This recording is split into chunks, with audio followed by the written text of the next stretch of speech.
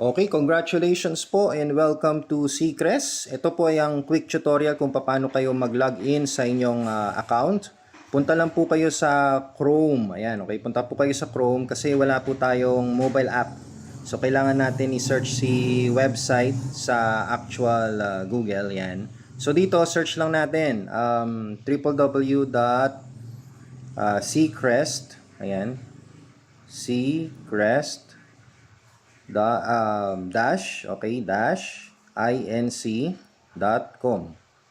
Yan, okay, search nyo lang po yan, then ayan, ito po yung lalabas. So, piliin nyo lang po yung una, yung welcome to Seacrest. Ayan, okay, piliin nyo po yan, or hanapin nyo po ito secured login.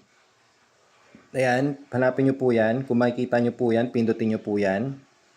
Yan, para dito na po kayo. Okay, so ngayon, kung gusto nyo gumawa ng shortcut nyan, pindutin nyo lang po itong tatlong dots dito sa taas. Pindutin nyo yan. Tapos, hanapin nyo lang yung add to home screen. Ito po. Okay, pindutin nyo lang po yan. Ayan, para magkaroon po kayo ng shortcut sa home screen ninyo. Okay, so hindi ko na siya gagawin kasi meron na ako. Pero, pindutin nyo lang po yung add.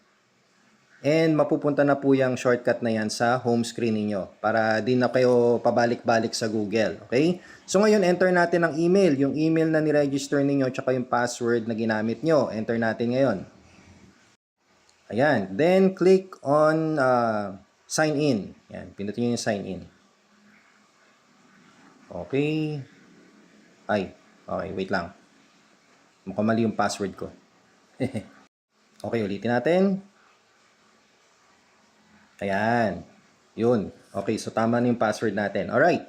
So ngayon, ito na yung dashboard natin and kakapasok ko lang po kasi kaya wala pa po kayong makikitang receive payout, upcoming payouts, wala po yan. Kasi every Thursday po yan nag-update. So mamaya pa po yan and kakaumpisa ko lang din po dito kay Seacrest. So ito po yung dashboard natin, okay? Pag pipindutin nyo po yung tatlong bars sa taas, ito po. Yan, yung tatlong bars na yan. Ayan, pag pinindot nyo po tong dashboard, ayan yung lalabas. Ito, dashboard na yan. Okay, so dito sa dashboard, yan, makikita ninyo yung rank nyo, senior director, yan. Pag kakumpisa nyo pa lang po, director kayo dyan. And subscription nyo, makikita nyo active. Alright? Pero kung bago pa lang po kayo, makikita nyo dyan pending. Okay? So, hintayin nyo lang po kasi it may take after 24 hours para mag-update ang subscription ninyo. Okay? Then dito makikita ninyo yung mga na-expire na subscriptions ng mga nag-register sa'yo. Okay, Powerline ito. Sino yung mga pumasok sa linya mo? Yan, makikita mo dyan. Alright? So, yan po yung dashboard natin. Okay? Ngayon, pag pipindutin nyo po ulit tong tatlong bars na to, okay, yung tatlong bars na yan, okay, pwede nyo pong i-check yung genealogy ninyo. Yan. Earnings. Ito, payout. Importante po itong payout. Yan, pindutin natin yung payout. Ayan. So, wala pa, no? Bagong-bago pa lang. Okay. Subscription. Yan, tingnan natin ang subscription. Ito, subscription. Ayan. Kaya, every month, kung kayo po ay magre-renew ng subscription ninyo, ayan, pwede nyong palitan yung, yung gusto nyong product na ipapadala sa inyo. Alright? Then, pipindutin nyo lang po yung extend subscription. May notification naman yan kung malapit na matapos yun yung expire, yung subscription ninyo. Yan, pwede nyo palit-palitan. Ha? So, kung kunwari, sawa ka na sa chips, gusto mo ng sabon, yan, piliin mo yan. Okay, lotion, piliin mo yan. Okay, madali lang naman po yan. Then, how to rank up. Yan, tingnan nyo rin po yan. C products. Ayan, tingnan natin yung C products. Ayan, dito po kayo order.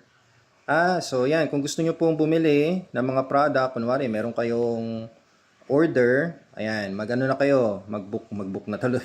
Mag-ano na kayo, umorder na po kayo in advance. Ayan. Tapos itong mga pre-order, ayan, so makikita nyo, pre-order, ito, estimate date, 30 to 90 days. Hindi pa siya masyadong available sa ating system. So, ilalabas pa lang siguro yan. Pero itong mga to, yan, makikita nyo available now.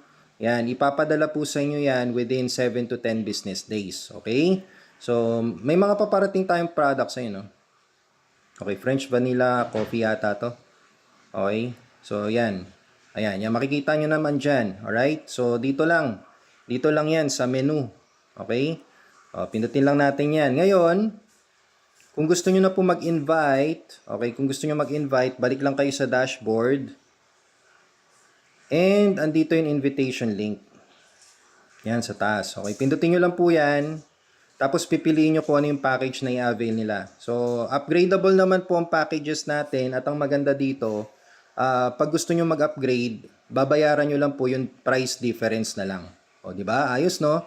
So, yan, usually yung standard, pinapadala natin yan. So, pag click nyo po yan, automatic, ayan, ipe-paste nyo na lang po sa messenger ng kausap nyo yung link ninyo. Okay? So, ganun lang po siya kadali. So, for now, yan muna yung tutorial natin. Again, welcome to Seacrest. And dito, apply lang po natin yung power of 2. Sobrang basic. Pinaka mabagal na siguro yon na resulta. Pero kung gusto nyo ng mabilis at mas malaki ang income, syempre, mas maganda pa rin yung ma-promote ka, mag-rank up ka. And yun po talaga yun, mas maganda ang kita. Okay? So, congratulations po ulit and welcome to Seacrest.